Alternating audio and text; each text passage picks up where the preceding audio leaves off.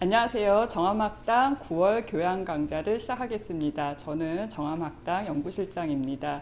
정함학당에서는 9월부터 11월까지 사회에 거쳐서 역자의 만남을 진행하고 있습니다.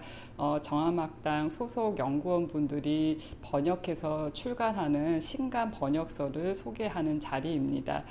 오늘 9월 교양 강좌 역자의 만남에서 만날 책은요. 키케로의 아카데미 학파입니다. 양호연 선생님을 모시고 강의를 청해 듣도록 하겠습니다. 정함학당에서는 키케로 연구 번역팀이라는 그런 팀이 연구 번역팀이 꾸려져 있는데요.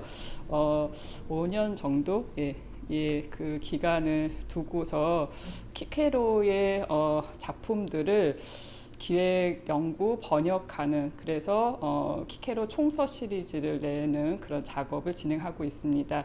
오늘 소개해드리는 키케로의 아카데미 학파는 그 총서 시리즈의 첫 번째 번역서라고 할 수가 있겠습니다.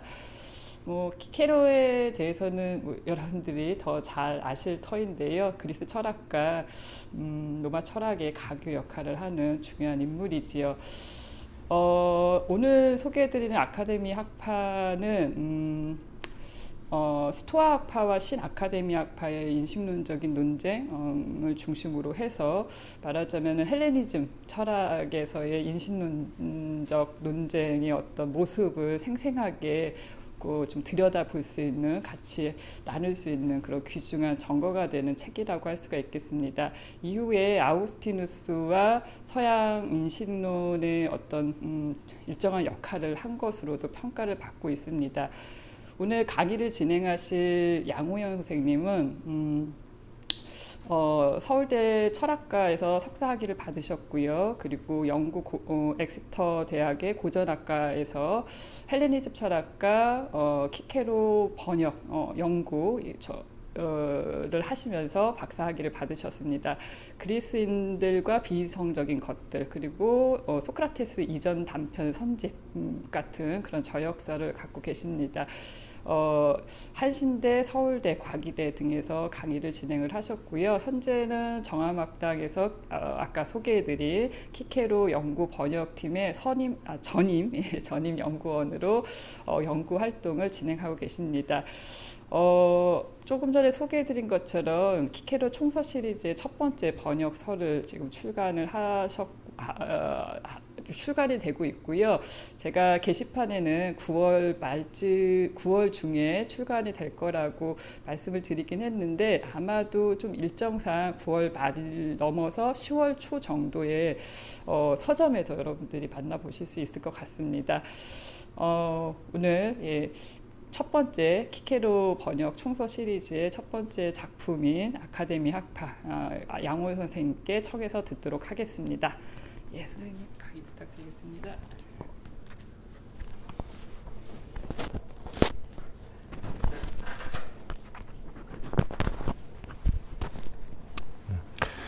안녕하십니까. 방금 소개받은 양호영입니다.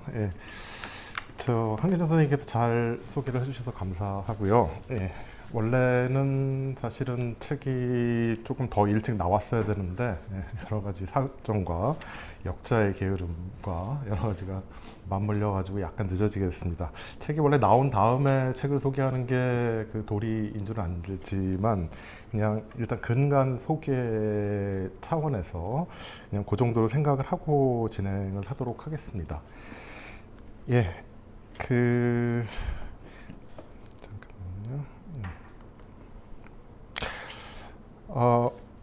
오늘 이제 강의 내용은 아카데믹 학파에 관하여 개략적인 설명을 좀 드리고요. 그 아카데미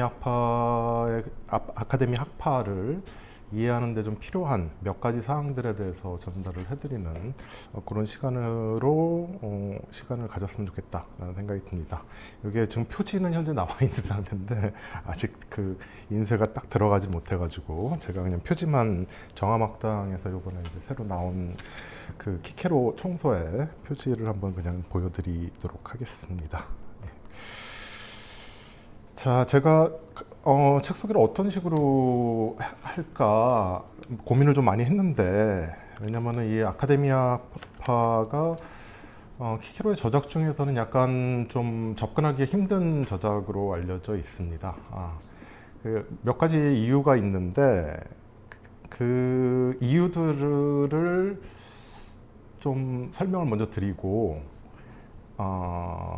그 다음에 아카데미 학파를 조금 더 쉽게 여러분들이 이제 접근하실 수 있도록 그런 좀 이렇게 길을 열어드리는 뭐 이 정도의 시간을 갖는 게 좋을 것 같다 생각이 들어서 일단 저작의 이해를 어렵게 만드는 요소들을 중심으로 오늘 강의를 한번 진행해 보도록 하겠습니다. 예.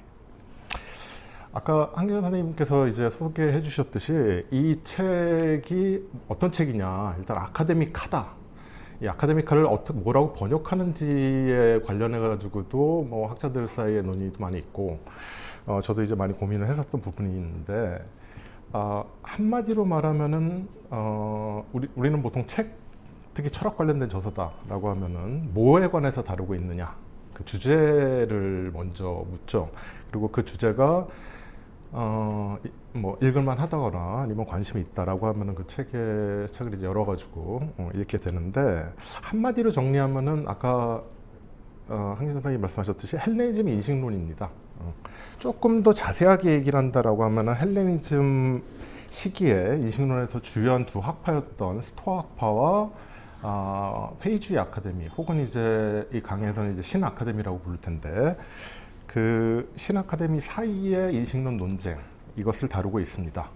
그래서 인식론에 관심이 있으시다, 혹은 고전기의 플라톤, 아리스토텔레스 이후의 히랍의 인식론이 어떠한 모습을 띠고 있는지를 보고 싶다라고 하면 이 책을 보시면 되고요. 자, 일단 간단하게 주제를 말씀을 드렸는데 이게 이렇게 사정이 좀 간단하지는 않습니다. 이 책이 제가 간단하지 않은 이유를 이제 몇 가지 설명을 해드릴 텐데요.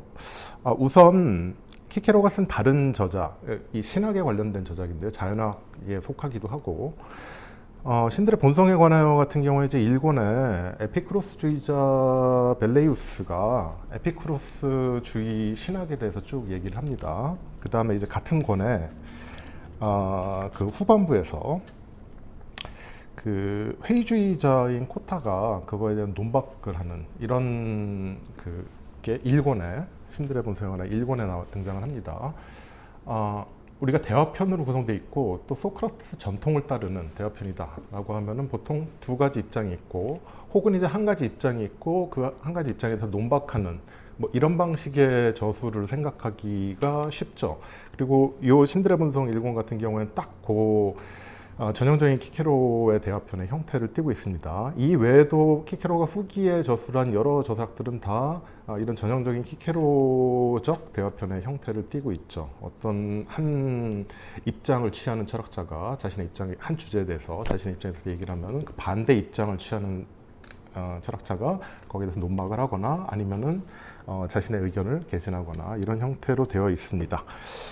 겉보기에는 사실은 이 아카데미 학파도 그렇게 구성이 되어 있습니다. 사실은 크게 봤을 때는 지금 남아있는 이제 루클루스 저작을 보면은 루클루스가 스토아 철학에 대해서 얘기를 하고, 스토아 인식론에 대해서, 그 다음에 곧 이어서 키케로가 그 스토아 인식론을 신아카데미적 입장에서 논박하는 이런 구조로 되어 있습니다.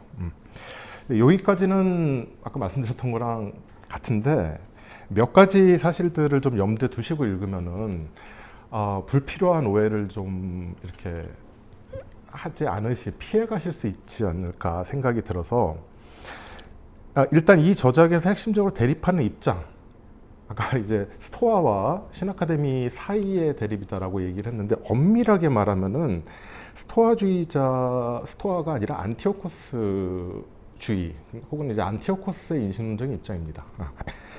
그 안티오코스의 입장을 신아카데미아 입장에서 키케로가 비판하는 건 맞고요. 그래서 엄밀하게 말해서는 스토아 입장을 얘기하는 게 아니다가 하나의 팩트고, 두 번째는 안티오코스의 논박, 이 전체 책에서 논박이 시작되는, 즉 루클루스 바로 이어가지고 저작이 어떤 식으로 구성되어 있는지는 설명을 해드릴 텐데요. 일단 남아있는 가장 큰 부분 중에 이제 루클루스에 해당되는 부분은 여기서 루클루스가 안티오코스의 이야기를 전달을 하는데 그때 안티오코스의 소소스라는 책에 나와 있는 내용들을 정리를 해가지고 얘기를 합니다. 근데 그게 소소스를 쓴 이유가 안티오코스가 정확하게 신아카데미아를 논박하고자 하는 혹은 신아카데미아 일반을 논박하고자 하는 목적으로 쓴 게 아니라 사실은 필론이라는 그 안티오코스의 스승이죠. 신아카데미아의 마지막 수장인데 이 필론의 견해를 논박을 하는 과정에서 쓴 책입니다. 그러니까 엄밀하게 말해서는 신아카데미아 일반에 대한 논박하고는 약간 차이가 난다. 사실은 전체적인 내용은 신아카데미아 일반에 대한 논박이 맞긴 합니다. 그러나 세세한 부분에서는 꼭 그렇지 않은 경우도 있다. 그 다음에 또 하나 이제 주목하셔야 될 부분은 안티오코스 입장을 안티오코스 주의자가 논박을 하는 게 아닙니다.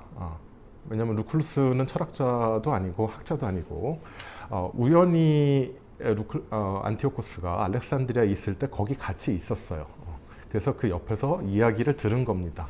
그리고 나중에 소소스한 책도 보고 그래가지고 그거를 암기력이 뛰어난 루클루스가 암기를 해가지고 그대로 그 이야기를 전달을 합니다. 즉 두 입장을 가지고 있는 철학자의 논변은 아니라는 거죠. 안티오코스의 입장을 그대로 루클루스가 전달해주고 있다라는 점에서 약간 차이가 있고요. 그 다음에 네 번째로 키케로가 어떤 주제에 다룬다. 물론 이 주제는 인식론에 관련된 주제다라는 건 뭐 키케로도 인식을 하고는 있습니다만 키케로가 이 아카데미카를 저술을 할 때 크게 봤을 때 자신의 철학적인 입장을 대변하기 위한 첫 저술로 본격적인 철학 저술의 첫 저술로 삼았다라는 점. 그래서 좁은 의미에서는 인식론에 관련된 논쟁일 수도 있지만 크게 봤을 때는 키케로 자신의 철학적 입장에 대한 일종의 매니페스토라고 그러죠. 자기 입장에 대해서 이렇게 선언하는 그런 역할을 하고 있는 저술이기도 합니다. 그래서 인식론을 조금 넘어서는 부분들도 없지 않아 보이곤 합니다. 그 다음에 이제 마지막이 조금 저작 자체에 접근하는데 가장 물리적으로 문제가 되는 부분인데 저작 자체가 완전하게 지금 전승이 되고 있지 않습니다. 이게 아마 가장 접근에 어려움을 겪게 될 그런 부분인데 자, 이런 부분들을 다 걷어내고 염두에 두고 어떠한 부분이 여기에 저작의 이해를 어렵게 만든 요소인가를 이해를 하시면은 그 다음에는 본격적으로 스토아와 신아카데미아의 논쟁의 본론으로 들어가실 수 있습니다. 즉, 이 구조 자체가 아까 말씀드렸듯이 안티오코스와 필론에 대한 논박을 담고 있는 그러한 구도를 실제의 대화자인 키케로와 그다음에 루클루스가 그것을 대화로 전달하고 있고 그런데 안티오코스와 필론의 그 내용의 핵심은 또 스토아와 신아카데미아의 논쟁이다. 이런 좀 다층 구조를 가지고 있기 때문에 요거를 잘 걷어내고 안으로 들어가시면은 그 속살, 알갱이는 이제 결국 스토아와 신아카데미아 인식론적 논쟁으로 들어가실 수 있는 거죠. 근데 만약에 이걸 염두에 두시지 않고 읽는다 보면은 논쟁을 이해하는 데 방해가 되는 요소들이 많이 있을 수 있습니다. 그래서 오늘은 본격적으로 사실은 이 책 소개를 듣기 위해서 오신 분들은 아마도 스토아와 신아카데미의 논쟁에 대해서 좀 뭔가 실체 있는 얘기를 하지 않을까 기대를 하셨을 수도 있는데 사실은 이 부분은 2시간 안에 제가 정리를 간단하게라도 해보려고 노력을 했는데 너무 내용이 복잡한 내용들이 많아가지고 그 부분은 강의 말미에 시간이 나오면은 제가 간단하게 핵심적인 논쟁들만 몇 가지 정리를 해드리겠습니다. 근데 오늘은 이제 그 논쟁은 이제 독자 여러분들께서 실제로 읽으면서 이렇게 즐겨보도록 하시고 저는 이제 그 안으로 들어가기 위한 이렇게 여러 가지 장애물을 제거하는 그런 시간을 갖도록 하겠습니다. 네. 자, 일단 제목 먼저 한번 볼게요. 처음에 그 책에 관련된 몇 가지 사항들에 대해서 여러분들한테 정보들을 좀 전달을 해드리겠습니다. 왜 아카데미 학파인가? 이게 무슨 질문이냐면은 제가 아카데미카라고 붙여진 이 라틴어를 아카데미 학파로 번역을 했습니다. 근데 왜 아카데미 학파로 번역을 했는가에 대한 뭐 간단한 설명을 드리고자 합니다. 예. 원래 아카데미, 그러니까 키케로가 저술을 할 때 각각의 책들에 대해서 미리 제목을 붙여놓는 경우도 없지는 않은데, 많은 경우에 있어서는 그 책을 저술을 할 때 이 책의 주인공 혹은 대화의 주인공이 아닌 경우도 있습니다. 아닌 경우도 있지만 대부분은 대화의 상대자를 그 책 제목으로 합니다. 가령 우리가 잘 아는 그 다음번에 여러 가지 저술들을 쭉 소개를 해줄 텐데, 노년론 같은 경우에는 카토 마이오르 데 세넥투테, 이게 이제 원 저자고요. 우리는 이제 노년론이라고 잘 알고 있는 건데, 원래는 카토입니다. 카토에게 헌정한 책이에요. 그리고 실제로 이 등장인물 자체가 카토입니다. 근데 그 주제를 이제 데 세넥투테라고 그 제목에다 붙인 거죠. 뭐 비슷한 거는 우정론 같은 경우도 라일리우스 데 아미키티아, 우리가 우정론이라고 부르는 데 아미키티아의 핵심적인 대화자가 이제 라일리우스죠. 이것과 마찬가지로 최초의 키케로가 이 저작에 대해서 이름을 붙일 때는, 이름을 붙인다라는 거는 어떻게 아느냐, 이 과정은 상세하게 우리가 알 수 있는 방법이 있습니다. 아마 거의 고대의 저자들 중에서는 뭐 유일하지 않을까 싶은데, 자신의 이제 친구인 아티쿠스한테 계속적으로 편지를 보내줍니다. 왜 편지를 보냈냐면, 사실 이 아티쿠스가 돈이 많은 부호인데다가 출판업을 하고 있던 친구였던 거거든요. 그래가지고 저술들이나 당시에 있었던 필요한 모든 자료들을 이 친구가 가지고 있습니다. 그래서 편지를 써가지고 이 친구한테 보내고, 그래서 무슨 관련된 책이 내가 없으니까 좀 보내달라고 하면은 이 아티쿠스가 보내주고, 이런 것들이 전부 다 편지가 남아있고, 나중에 키케로 사후에 아티쿠스가 이 편지를 모아가지고 키케로의 서한집을 냅니다. 그래서 이 서한집이 굉장히 두껍습니다. 뭐 5권 이렇게 이제 베일리가 엮은 그 책들이 있는데, 거기에 보면은 요 44년, 그러니까 45년에서부터 44년, 2년 동안에 어떤 저술 과정이 있었는지가 자세하게 나와 있습니다. 그 다음에 이 책 자체도, 실제로 출판한 책 안에서도 이전에 쓴 책들에 대해서 언급한, 혹은 어떠한 내가 책들을 계획을 했다, 점술에 관하여 이제 앞부분, 이권의 앞부분에 보면은 어떤 책을 여태껏 썼다라는 것에 대한 리스트를 실제로 키케로가 제시하기도 합니다. 네, 그래서 그런 것들을 보면은 이제 어떤 생각을 가지고 키케로가 썼는가에 대해서 굉장히 우리가 기대하는 것 이상으로 자세하게 알 수 있습니다. 그때 이제 최초에 쓰던 단계에서, 기획 단계에서는 이 그 저술을 헌정을 할 두 사람을 선택한다. 루쿨루스와 카툴루스라는 두 사람을 선정을 해가지고 각각 1권과 2권에 카툴루스와 루쿨루스라는 이름으로 이제 언급을 합니다. 아티쿠스한테. 근데 이제 조금 지나서 어느 정도 완성이 되고, 그 다음에 판본을 보내주고 하는 그 과정에서는 여러 가지 다른 그 저서를 쓰기 시작하죠. 아카데미케 신탁시스, 히라보로 이제 신탁시스 하면 책이라는 뜻인데, 이게 싱그람마랑은 좀 약간 다르요. 싱그람마는 우리가 권이라고 부르는 걸 얘기하고, 이걸 전체적으로 묶어가지고 신탁시스라고 하는데, 아카데미케 신탁시스라는 표현을 씁니다. 즉 아카데미아 관련된 책 이런 표현이죠. 뭐 비슷한 표현으로 아카데미키 리블이라는 표현은 리베르라는 표현을 쓰기도 합니다.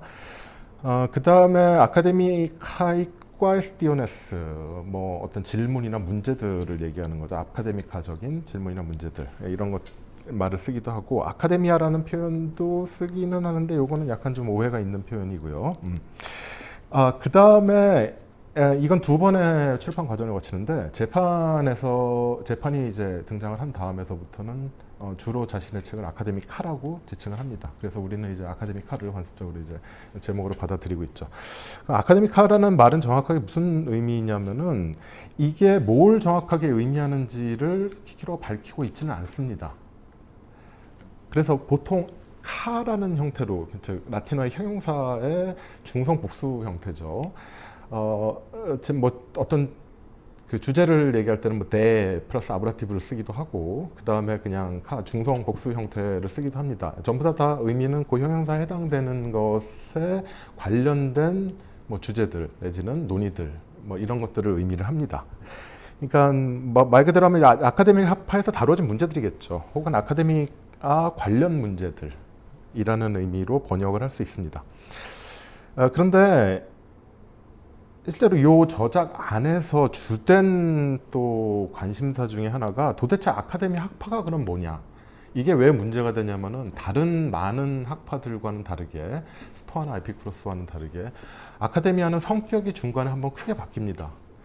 즉 플라톤 이후에 플라톤의 직계 그 제자들 한 5대의 그 수장들까지 플라톤의 철학을 교조적으로 해석을 해서 체계화시키려고 시도했었던 그 일본의 그 후계자들이 있었죠. 근데 아르케실라우스가 등장을 하면서 이 전체적인 아카데미아의 흐름을 회의주의로 전환을 시킵니다. 그러면서 한번 이제 성격이 바뀌고 그러고 나서 한참 한 150년 이상 이제 지난 다음에 아까 말씀드렸던 안티오코스와 필론이 다시 한번 싸움을 하게 됩니다. 근데 안티오코스는 신아카데미, 회의주의적인 아카데미가 아카데미아의 본래 정신이 아니다라고 하고 교조주의적인 체계화, 플라톤의 체계화를 시도했던 구아카데미, 즉 아르케실라우스 이전의 아카데미죠. 아카데미아가 아카데미아의 정통이다라고 얘기를 하면서 구아카데미아로 돌아가자는 그 회귀 운동을 벌입니다. 그리고 그거에 동조하는 자신들의 문화생들을 받아서 가르치면서 자신의 학파, 그 안티오코스 주의자들이라고 부르는 학파들도 형성하고 합니다. 그래서 이렇게 좀 변화가 있습니다. 근데 실제로 이 저작에서 다뤄지는 문제들은 안티오코스와 당시에 그 교조주의로 넘어가지 않았던 그 신아카데미아의 회의주의자들과의 어떤 역사관에 관련된 논쟁들이 또 중요한 부분을 차지하고 있습니다. 그래서 뭐가 아카데미아의 정통성이냐, 즉 이런 것들이 중요한 논쟁으로 다뤄지고 있습니다. 그래서 단순하게 아카데미 학파에서 다뤄진 문제들 혹은 아카데미아가 주장했던 내용들을 넘어서서 약간의 아카데미 학파의 정체성이 무엇이냐라는 것들도 같이 다루고 있기 때문에 그냥 아카데미 학파로 통칭해서 번역하는 게 좋겠다라고 생각을 해서 일단 아카데미 학파로 번역을 했고요. 이 얘기를 해드리는 건 앞으로 논의할 부분에 좀 관련이 돼가지고 약간 길게 얘기를 했습니다. 키케로의 철학적 저술들은 아까 말씀드렸으니까 요거 잠깐만 일단 보고 나중에 조금 더 얘기를 하긴 할 텐데 55년에서부터 51년까지 요때가 최초의 1차 키케로가 저술 활동을 하던 시기입니다. 키케로가 집정관에서 밀려난 이후에 그 카틸리나 음모 사건의 뒤처리를 이제 잘못해가지고 밀려나서 귀향을 갔다가 다시 돌아오게 되죠. 그 이후에 중앙정계에서 밀려나면서 이 시기에 학문 활동에 조금 전념을 하게 되고 그 다음에 46년에서부터 조금씩 그 저작을 만들어서 사실은 브루투스나 연설가나 스토아학파의 역설들 이거는 다소 이제 수사학적인 저작이라고 보통 평가가 될 수 있습니다. 본격적으로 철학적인 저술을 저술했던 거는 철학의 위안이라는 콘솔라티오 이 위안 문학은 쭉 여러 이제 히랍 전통에도 있는 그 전통인데 내가 왜 글을 철학에 전념할 수밖에 없었는가라는 심정을 토로하면서 철학을 통해서 나의 여러 가지 고통을 위안을 받고자 하는 뭐 그런 책입니다.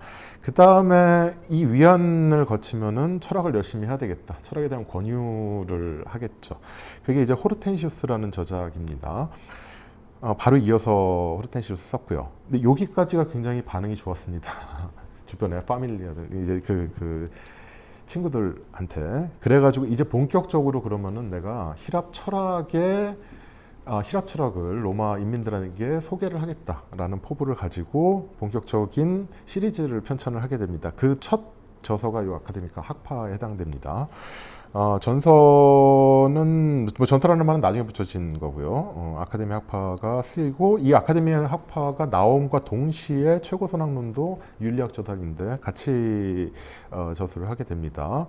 그 다음에 전서를 다시 개작해가지고 후서를 내고 그 이후로는 이제 윤리학 자연학에 관련된 일련의 저술들을 쭉 저술을 하게 됩니다. 주로 보면은 윤리학 쪽의 저술들이 좀 많이 있죠. 이 당시에 사실 자연학에 대해서는 로마 시대에는 크게 관심이 없었기 때문에 자연학 쪽에서 이제 신학 정도를 다루는 신들의 번성 정도만 저술을 했습니다. 예. 그 다음에 이제 전승 상태에 대해서 조금 말씀을 드리겠습니다. 아까 완전하게 전승되지 않았다라고 얘기를 했는데 아카데미 학파는 두 번의 출판 과정을 거쳤는데 전서는 두 권으로 구성되어 있습니다. 처음에 말씀드렸던 카틀루스와 루클루스로 구성이 되어 있고 요 두 권 1권과 2권입니다. 그래서 이틀에 걸친 논의를 다루고 있는 내용이고요. 요거 중에서 지금 현재 남아있는 거는 루클루스 두 번째 권만 남아있습니다. 그러니까 첫 번째 날에 무슨 논의를 했는지가 계속 두 번째 루클루스에서 언급이 됩니다. 근데 무슨 논의가 했는지를 알 수가 없기 때문에 전혀 사실 알 수 없는 건 아닙니다. 이렇게 독해에 방해가 될 정도로 많이 언급이 되는 건 아니고 또 다시 설명을 해주기 때문에 이해가 불가능한 것은 아니나 약간 답답함을 느낄 수 있는 부분들이 있습니다.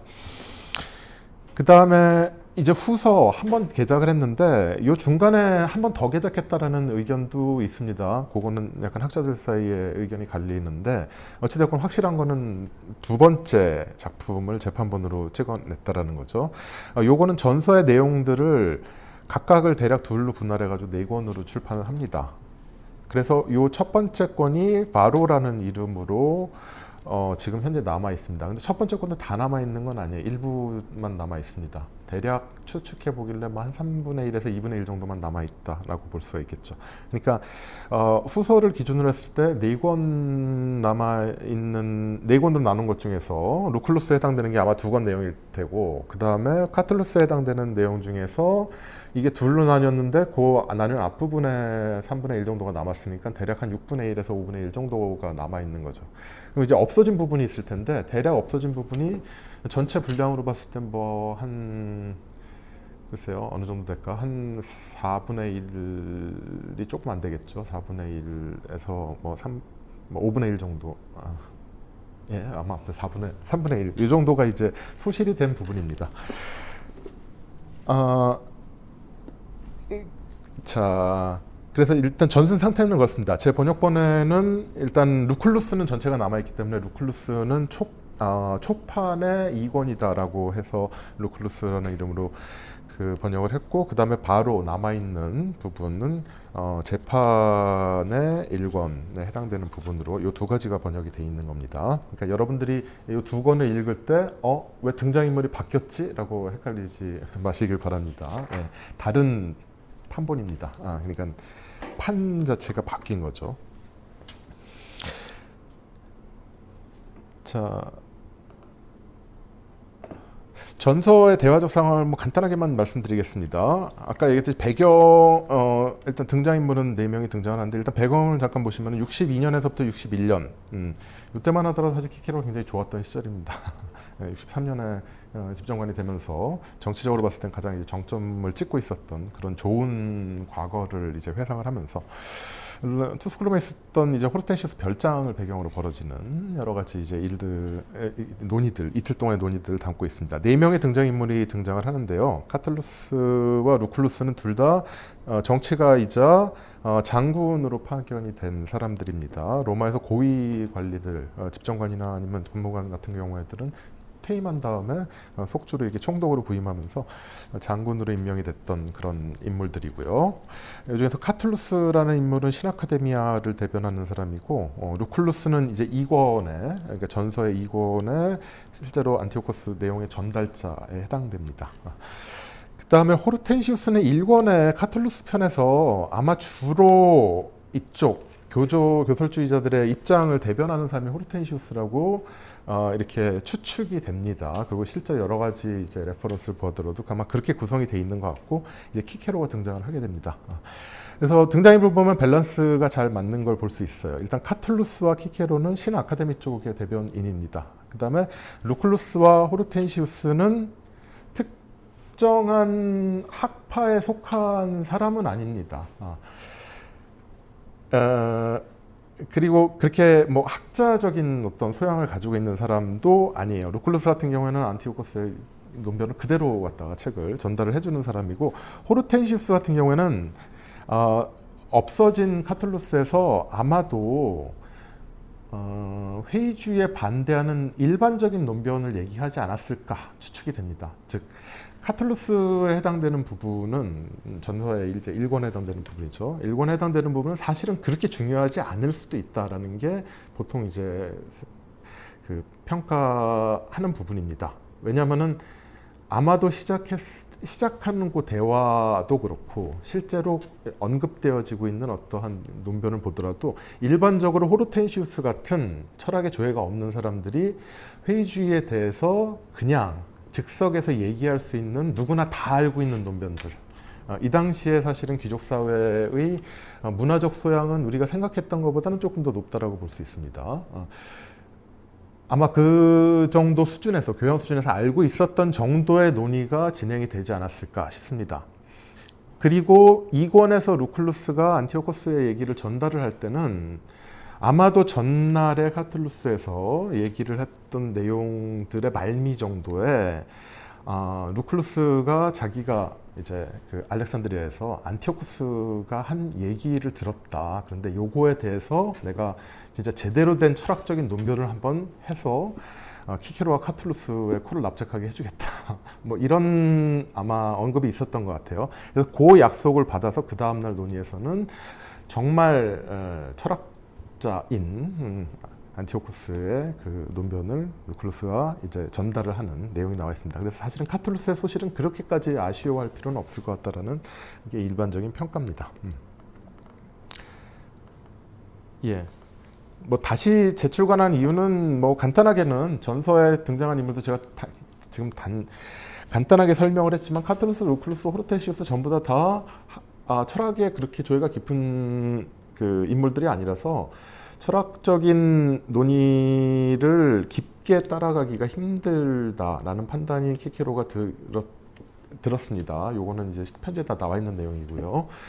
그렇기 때문에 그 내용을 좀 더 심화시켜가지고 얘기를 할 수 있는 방법이 없을까 해가지고 아예 그냥 등장인물을 바꿔버리자. 당대의 최고의 학자라고 불리는 바로 로마의 어떤 인문학의 일종의 당대의 집대성자 정도 되는 인물입니다. 유명한 데 링구아 라티나라든지 아니면 그 신들과 인간들의 역사에 관련된 뭐 그런 아주 방대한 저설들, 로마의 모든 제도와 문화 이런 것들을 이제 관습 이런 것들 정리해서 당대의 최고의 인물이죠, 학자죠.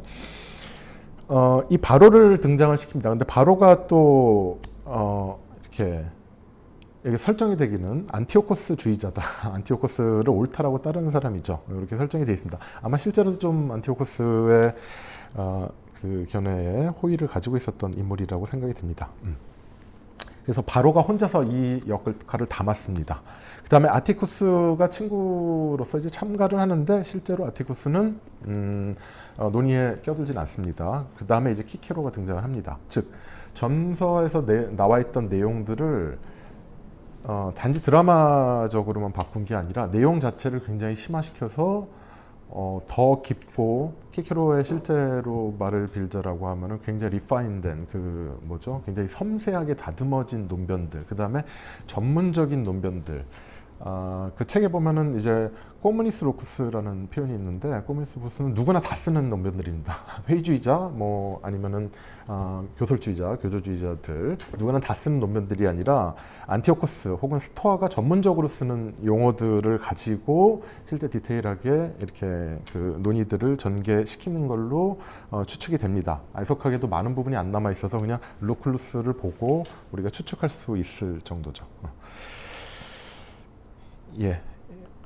대화적인 상황은 마지막으로 이제 그러면은 상실된 부분이 어떤 부분이냐 간단하게만 설명을 하면은 아까 얘기했듯이 요 앞부분은 카툴루스입니다. 카툴루스의 일부만 남아 있고 그 카툴루스의 논의는 그러면 어떻게 하냐? 이게 바로의 논의를 보면은 카툴루스의 논의가 이제 분류돼서 첫 번째 권에 해당되는 거기 때문에 거기에 뭐가 나와 있냐면은 구 아카데미아 철학 체계가 어떻게 구성이 되는가. 이게 안티오코스의 철학의 핵심입니다. 구 아카데미가 도대체 어떠한 주장을 했는가라는 것에 대해서 쭉 정리해서 바로 편에 이렇게 서술을 해줍니다. 그 내용이 아마 앞에 들어가 있을 거다라는 걸 추측을 할 수 있겠고 그 다음에 실제 바로의 편을 보면은 바로 이어서 키케로가 신아카데미아의 입장을 얘기를 합니다. 구아카데미아를 내가 왜 버리고 신아카데미아를 택했는가에 대한 일종의 해명을 하는 거죠. 그래서 키케로는 신아카데미아가 훨씬 더 아카데미아 정신에 맞다. 그 회의주의가 라고 하면서 신아카데미아에 대해서 설명을 하는 겁니다. 즉 저작의 앞부분에 해당되는 부분은 구아카데미아에 관련된 얘기와 그 다음에 그 이후에 신아카데미아의 역사를 쭉 얘기하면서 전체적인 플라톤에서부터 시작해서 신아카데미아까지 당대까지의 아카데미아의 역사를 쭉 나눠가지고 서술을 하는 걸로 구성이 되어 있는 거라고 추측을 해볼 수가 있습니다. 이 부분은 애석하게도 키케로 바로 편에서 키케로 그다음에 이 카툴루스 편에서 카툴루스가 아마 얘기를 했을 텐데 카툴루스 편이 얘기한 것은 아르케실라우스까지만 전해져 있고 그 뒷부분은 지금 전해져 있지가 않습니다. 이 부분이 조금 아쉬운 부분이라고 생각이 됩니다. 실제 이건 역사에 해당되는 부분인데 그 이후의 역사가 어떻게 된지를 구체적으로 보여주는 자료들이 별로 남아있지를 않아요. 그래서 뭐 필로데모스의 아카데미아 철학자들의 뭐 계보 정도는 남아 있는데 단편적으로만 전해지고 있습니다. 아마 이게 남아 있었다라고 한다면은 우리가 조금 더 신아카데미아 후기에 키케로에 이르기까지 어떠한 변화가 생겨났는가에 대해서 조금 더 잘 알 수 있었을 텐데 그건 좀 아쉬운 부분이긴 합니다. 그 다음에 이제 호르텐시우스가 등장을 해가지고 아마도 키케로가 한 얘기에 대해서 일반적인 꼬무니스 로쿠스를 가지고 아마 회의주의자들을 비판을 했을 거고 거기에 대해서 키케로가 아마 그 수준에서 또 답변을 했을 거다라고 추측이 됩니다. 그 다음에 아까 말씀드렸듯이 남아있는 루쿨루스에서는 본격적으로 안티오코스가 전문적인 스토아 철학의 용어를 가지고 쭉 루쿨루스의 입을 통해서 그 내용을 전달을 하고 그 다음에 나머지를 이제 키케로를 비판하는 여기가 바로 핵심적인 부분 즉 스토아와 신아카데미아 사이의 논증에 해당되는 핵심 부분 바로 이 부분이라고 보통 볼 수 있습니다. 그렇게 따지면 이제 바로에 나와 등장하고 있는 건 아카데미아의 역사에 해당되는 부분인데 이건 또 그 부분에 관심이 있는 학자들이나 관심이 있으신 분들은 굉장히 흥미로운 부분입니다. 안티오코스 자체가 굉장히 흥미로운 인물이고 그리고 그 당시에 이루어졌던 어떤 논의들 자체가 역사적으로 굉장히 많이 흥미로운 부분인데 만약에 그 부분에 크게 관심이 없다라고 한다면 거기를 너무 이해하려고 이렇게 애를 쓰실 필요는 없다라는 말씀을 드리겠습니다. 자, 여기까지 저작의 상태와 전체적인 구성이 어떻게 되어 있는가에 대해서 조금 말씀을 드렸고요. 그 다음에 아까 처음에 말미에서 몇 가지 제가 저작을 이해하는 어려움에 대해서 말씀을 드렸는데 거기에 대해서 아마 다 전체적으로 세세하게 설명을 못 드리겠지만 제가 할 수 있는 한 최대한 설명을 좀 한번 해보도록 하겠습니다. 일단 키케로라는 인물에 대해서 조금 알아야 될 것 같은데 키케로는 아까 말씀드렸듯이 두 시기에 완성한 작품 활동을 했고 근데 어려서부터 계속 유년기와 청년기에 철학 수업을 실제로 했습니다. 그래서 여러 이제 실제 이제 키케로 어떻게 수업을 받았는가 자기 자신의 교육에 대해서 이야기를 하는 부분이고요. 혹시 자료가 있으신 분은 한번 읽어보시기 바랍니다. 예. 여러 학파의 사람들과 교류를 하게 됩니다.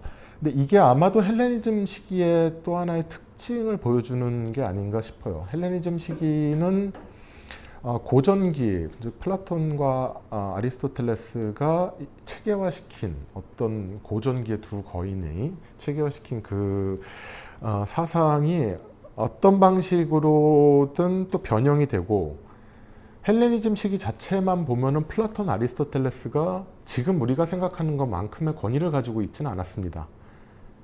즉 소소크라테스 학파라고 불리는 여러 이제 뭐 견유 학파라든지 아니면 뭐 퀴레네 학파라든지 퀴락주의 학파, 아니면 좀 더 내려가서 뭐 스토아라든지 뭐 에피큐로스 여러 가지 이제 학파들, 여기 소소크라테스 구분되는 건 아닌데, 그다음에 변증론 학파, 뭐 메가라 학파들, 이제 여러 가지 이제 소크라테스의 직계들이 플라톤만 있었던 건 아니기 때문에 플라톤 이외에 다른 어떤 그 제자들이 세웠던 그 학파를 넓게 봐서 이제 소소크라테스 학파라고 하는데, 그 소소크라테스 학파들의 일종의 합종 연행으로 만들어진 성립된 스토아나 에피쿠로스주의, 그 다음에 계속 이제 플라톤 전통을 이었던 회의주의 아카데미, 이런 학파들이 활발하게 자신의 철학적 입장을 방어를 하고, 그 다음에 상대편의 입장을 논박을 하고, 이런 것들이 이제 활발하게 이루어졌던 시기이죠.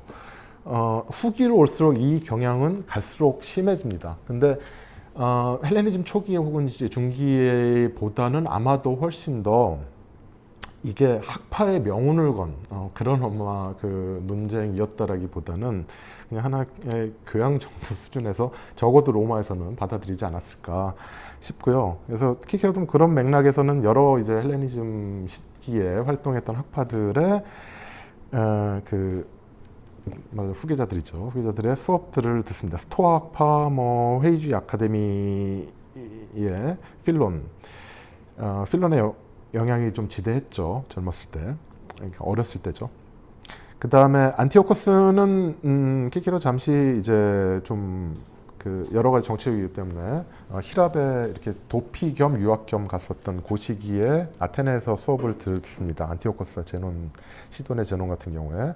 그러면서 이제 알게 되었고, 같은 그 유학 길에서 포시도니오스도 만나게 됩니다. 로도스를 잠깐 들리거든요. 그래서 이런 사람들과 직접 각 학파에 속하는 철학자들로부터 학습을 받았을 뿐만 아니라 스스로도 플라톤 아카데미아의 적통이다라고 생각을 했기 때문에 플라톤, 그 다음에 이제 아리스토텔레스의 여러 가지 저작들을 공부를 하면서 이제 학습을 하게 됩니다. 이게 이제 로마 당시의 귀족들의 일종의 교양 커리큘럼 정도가 아닐까 싶습니다. 키케로는 특히 철학에 관심이 많아서 열심히 공부를 하긴 했지만, 다른 여러 이제 귀족 자제들도 이런 이제 수업들을 했죠. 필론의 영향이 좀 컸었고요.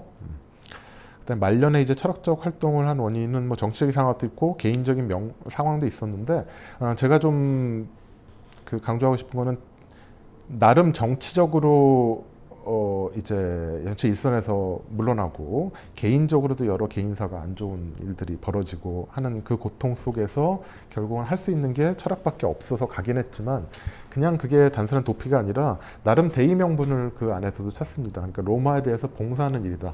문화적으로 로마의 그 이제 히랍의 문명, 그냥 문화에 버금가는 그러한 로마 자생적인 문화를 철학 분야에 있어서도 자기가 이제 그 수준까지 올려놓겠다라는 어떤 이제 대의 명분이 있었던 거죠. 그 과정에서 이제 히랍 철학을 로마화하겠다라는 그 명분도 같이 가지고 있었고요. 당시 이제 히랍 철학에 대한 로마인들의 태도는 뭐 다양했습니다. 원래 이제 철학은 히랍에서 온 거고, 그래서 당시 철학하면 히랍 철학이었죠. 로마인들이 그걸 처음으로 접했을 때 여러 가지 이제 태도들, 배척하는 태도에서부터 일부 인정하는 태도들, 그리고 뭐 인정한다라고 하더라도 라틴어 철학까지는 필요 없고, 뭐 우리 마치 이제 원서로 된 책을 더 중요하게 생각하곤 하듯이 원서를 읽지 않으면은 이해를 할 수 없다. 그 다음에 번역된 건 읽을 필요 없다. 뭐 이런 생각을 로마에서도 이제 가지고 있는 사람들이 있었는데, 자, 이런 이제 태도들을 가지고 있는 사람들에게 친절하게 서문을 통해서 하나하나 이제 그 답변을 합니다. 이러이러한 이유들 때문에 우리가 철학을 공부해야 된다라는 얘기를 하는데, 최고선학론이라는 저작의 앞부분에서 이 얘기를 하고 거의 동일한 내용이 아카데미카의 루클루스 앞부분에도 등장을 합니다. 그 서문에도. 근데 루클루스에 등장하는 서문에는 요게 하나 더 나와 있어요. 내가 왜 신아카데미아를 선택했는가에 대한 내용들. 그래서 신아카데미아를 평생 자기는 이제 따랐다라는 얘기를 하면서, 신아카데미아가 어떠한 정신을 가지고 있는 학파다라는 것에 대해서 간단하게 이제 얘기를 합니다. 신아카데미아는 뭐 아까 설명했으니까 뭐 조금 넘어가도록 하겠습니다. 아카데미아의 역사에 관심이 있으신 분들은 아카데미아 역사는 뭐 여러 가지로 분류하긴 하는데, 뭐 아르케실라우스에서부터 신아카데미아라고 그냥 다 분류하는 경우도 있고, 디오게네스 라이디투스 같은 경우는 아르케실라우스와 그 바로 직후에 까르네아데스, 바로 직후는 아니고 뭐 한 2다리 3다리 정도 건너서 까르네아데스 이후의 신아카데미를 중기 아카데미로 구분하는 경우도 있습니다.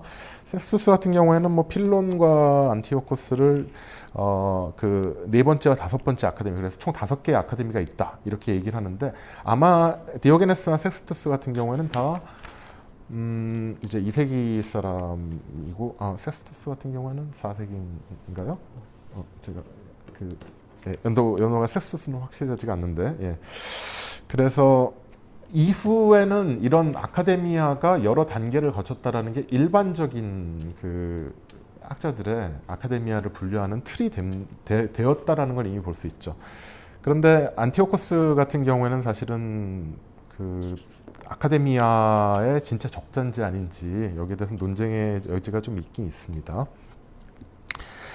1세기 사실 실질적으로는 필론 이후에 안티오코스가 수장을 이렇게 이어받은 건 아니라서요. 그러니까 수장을 이어받았다라는 거는 단순하게 학통을 계승했다 뭐 이런 걸 떠나서 학파로서의 기반, 그러니까 뭐 책이라든가 아니면은 뭐 그 장원에 해당되는 이런 물적 기반들을 받아야 되는데, 그런 거를 계승한 건 아니라서 아카데미 앞에 수장으로 분류할 수 있는지는 좀 의심의 여지가 있습니다.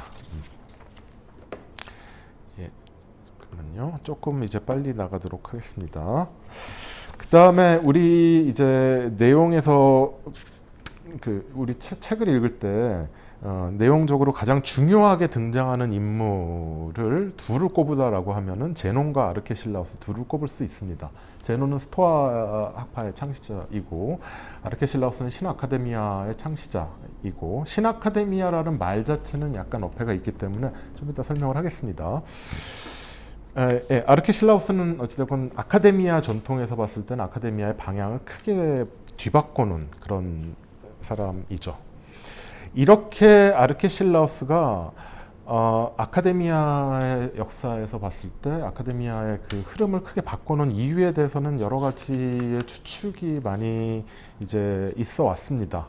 이게 당시 조금 앞세대인데 피론의 영향을 받아서 회의주의적인 생각을 가지고 있었기 때문에 회의주의를 전제하고 아르케실라우스가 기존의 바로 그 선배 수장들이 체계화시키려고 했던 것들을 부정했다라는 해석이 당시에도 있었고 당대에도. 그 다음에 테오프사스토스에게 아르케실라우스 같은 경우도 여러 학파들을 좀 거친 사람입니다. 맨 마지막에는 아카데미아에 정착을 하긴 했지만 실제로 그 전에는 여러 학파들을 거치는데, 그 중에서 테오프라스토스 밑에서도 소요학파의 아리스토텔레스 다음 수장이죠. 테오프라스토스 밑에서 사사를 받았다라는 걸 보면은 상당 부분 소요학파가 당시에 이제 강조했었던 어떤 수사술의 영향을 받아서 철학을 수사술적으로 이렇게 하나의 수사술 연습 같은 것으로 생각한 거 아닌가, 뭐 이런 해석도 있을 수 있고, 그 다음에 논박을 계속합니다. 어떤 태제가 있으면 거기에 대해서 논박하고, 이런 논박적 태도 자체는 변증술 학파의 태도인 디오도로스 크로노스의 영향을 받은 게 아닌가라는 추측도 있고, 마지막이 좀 흥미로운데 플라톤 선배들의 그 정신을 그대로 계승했다. 즉 교설주의자였다. 아르케실라우스도. 이게 좀 특이한 해석인데요. 교설주의자인데 왜 자신의 어떠한 주장이나 체계를 얘기하지 않고, 플라톤의 체계를 얘기하지 않고 계속 논박만 했느냐. 논박을 통과한 사람만 따로 불러가지고 비위를 전수해주기 위해서 뭐 이런 해석입니다. 그래서 그것 때문에 논박이라는 게 목적이 되는 게 아니라 논박을 거쳐서 엄선된 사람만 나중에 따로 불러가지고 이제 엘리트 코스를 본격적인 이제 플라토니스트를 만들기 위한 어떤 요거는 근거가 전혀 없는 건 아니에요, 추측이. 왜냐면은 크라테스가 이제 마지막 구아카데미로 봤을 때 마지막이고 고 수장인데 아르케실라우스한테 그냥 군말 없이 건네줬거든요. 아르케실라우스가 만약에 진짜 회의주의로 아카데미아를 바꾸겠다라는 의식을 가지고 있었다라고 하면은 그게 이렇게 쉽게 건네주진 않았을 텐데 그냥 아무런 거기에 대해서는 이론의 여지가 없었다라는 걸 보면은 의도 자체가 아마도 회의주의가 아닐 수도 있다라는 추측들이 있습니다. 이런 것 때문에 이제 중기 아카데미로 분류하는 사람, 완전히 신아카데미 쪽으로 넘어온 것은 이제 카르네아스 이후고 아르케실라우스는 의도가 좀 의심스럽다. 뭐 이런 이제 해석들이 있을 수 있는 거죠. 예. 그래서 신아카데미아의 철학적 방법 아마 여기까지 이 내용 정도까지 하고 좀 끝내야 될 것 잠깐 쉬어야 될 것 같은데요. 신아카데미아의 철학적 방법은 일단 여러 가지로 그 특징을 설명할 수 있지만 두 가지 정도로 나눠 볼 수 있을 것 같습니다. 일단은 변증법적 논박, 모든 견해에 대해서 논박한다. 즉 어떠한 논제든지 받아들이면은 그 받아들인 것을 전제해서 거기에서 업소단, 모순적인 거나 아니면은 불합리한 결과를 끌어내므로써 논박을 한다. 이게 이제 변증법적 논박의 보통 이제 일반적인 형태인데 딱 들어도 소크라테스를 떠올릴 수밖에 없는 방식이죠. 실제로 아르케실라우스도 소크라테스의 견통을 계승했다라고 자기 자신도 얘기를 합니다. 그렇기 때문에 이 기원은 당연히 소크라테스로 가게 될 거고요. 당시에 소크라테스가 어떤 인물인지에 대해서는 지금은 뭐 소크라테스다라고 하면은 소크라테스를 교조주의로 받아들이는 학자는 당연히 없을 거고 우리 일반적인 상식으로도 소크라테스가 뭐 어떤 교설주의자는 아니다라고 생각을 하고 당연히 회의주의까지는 아니지만 끊임없이 이제 탐구를 하는 그러한 철학적인 태도를 확립시킨 사람이다라고 알고 있을 텐데 당시에는 소크라테스나 혹은 플라톤은 저술은 남겼으나 플라톤의 저술은 다 대화편 형식으로 소크라테스를 등장인물로 삼고 있죠. 그러니까 플라톤이 역시 마찬가지로 어떤 논문을 쓴 건 아니거든요. 자신의 입장을.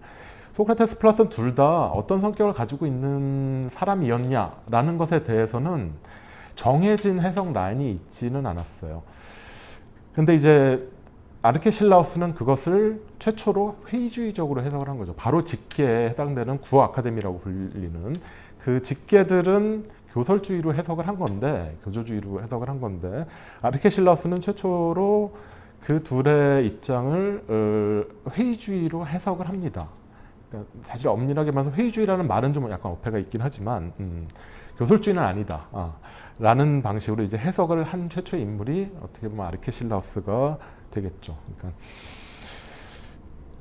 그 다음에 이제 찬반 양론으로 논의한다라는 거는 변증법적 논박하고도 관련이 되어 있는 건데 이거는 물론 이제 아르케실라우스도 사용을 한 방법이긴 하지만 주로 아주 활발하게 사용했던 건 까르네아데스가 사용을 했습니다. 아르케실라우스 이어서 말하자면은 그 학파를 정착을 시킨 사람이죠. 굉장히 오래 살았으면서 넓은 영향력을 행사했던 스토아로 따지면 아르케실라우스의 제논에 해당된다면은 뭐 크리시포스가 뭐 까르네아데스 정도에 해당되는 그런 인물일 텐데, 예. 그래서 이 경우에 있어서는 찬반 양론으로 논의를 한다라는 건 하나의 논제가 있으면은 태제가 있으면 안티태제가 있을 텐데 양쪽을 다 서포트를 하는 겁니다. 양쪽을 다 논박을 할 수도 있고 양쪽을 다 방어를 할 수도 있고. 근데 까르네아데스가 주로 썼던 방법은 방어하는 방법도 많이 썼어요. 이거는 단지 두 가지 의견이 쌍으로 나와 있을 때 태제와 안티태제만을 만박한 건 아니고 가령 이제 뭐 윤리학에서 최고선이 뭐냐라고 하면은 이거는 여러 가지 가능성이 있을 수 있을 텐데 각각에 대해서 전부 다 설득력 있는 견해들을 끌어낸 다음에 이 모든 것들이 다 설득력이 동등하다라는 이 동등성을 마팔라락시라라고 얘기를 하는데, 예, 요거를 통해서 이제 그 논의를 하는 이런 두 가지 방법을 생각할 수 있습니다. 키케로와의 대화편은 바로 이 두 가지 특징들을 그대로 받아들이면서 키케로 자신의 특징을 하나 이제 가미를 합니다. 그게 바로 페르페투아 오라티오라는 건데 여기에서부터는 조금 약간 너무 여기에서부터는 조금 휴식을 취하고 그 다음에 설명을 하겠습니다.